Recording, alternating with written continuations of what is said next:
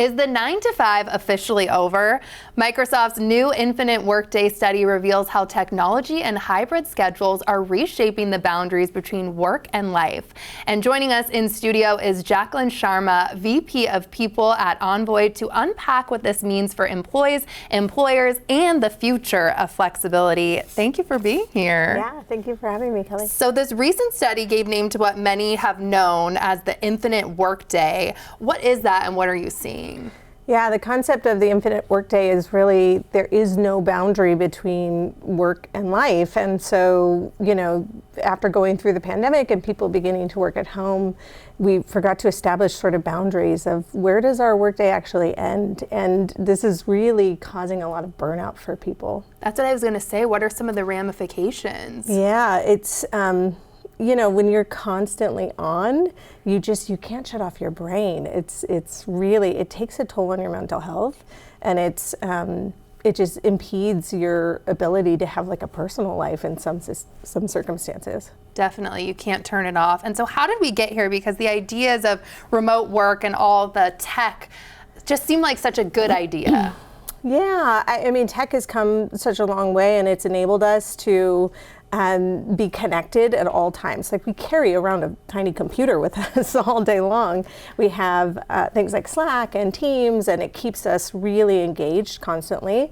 The downside of that is that we can't disengage since we always have access to information, and we're kind of on overload, like stimulus overload. And we got here predominantly because we didn't have another choice during the pandemic when we couldn't go into an office and interact.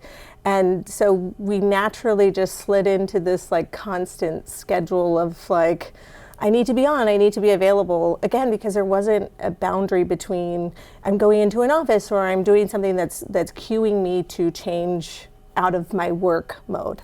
Yeah, and what can leaders do? Do you have any practical tips too for them? Yeah, I think really enforcing and empowering your employees to enforce boundaries of, I turn off my Slack notifications at a certain time, I stop answering emails, or I really won't be available from this time to this time. It's incredibly important to me that I'm available for my child during dinner and bedtime, and so I tell my team, like, hey, these are my off hours, it's not negotiable for me, and I would like them to do the same. We also should encourage people to adopt AI. So part of the Microsoft study really is, how do we become more efficient? So we spend so much time responding to things, sort of getting into the weeds, when we can actually use technology to our advantage that's from that standpoint.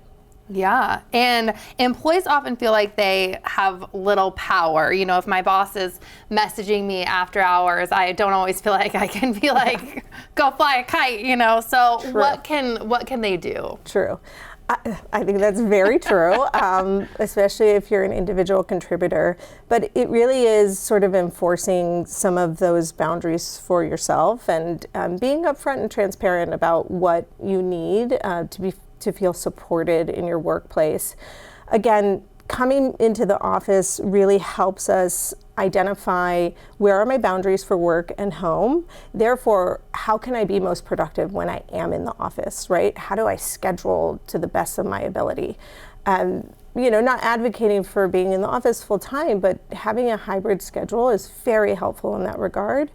I know that I go into the office Monday through Thursday, and then on Fridays it's sort of like my heads down moment, and I schedule accordingly. Like, I try to minimize my meetings because I know during the week I'm constantly in meetings, and so on Friday I'm like, yes, I've got this opportunity. Yes. Things happen. That's not always how life works, but you try your best to enforce those types of things. And what does the future look like? Yeah.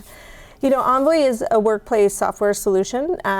We really are building sort of what the future of the workplace will look like.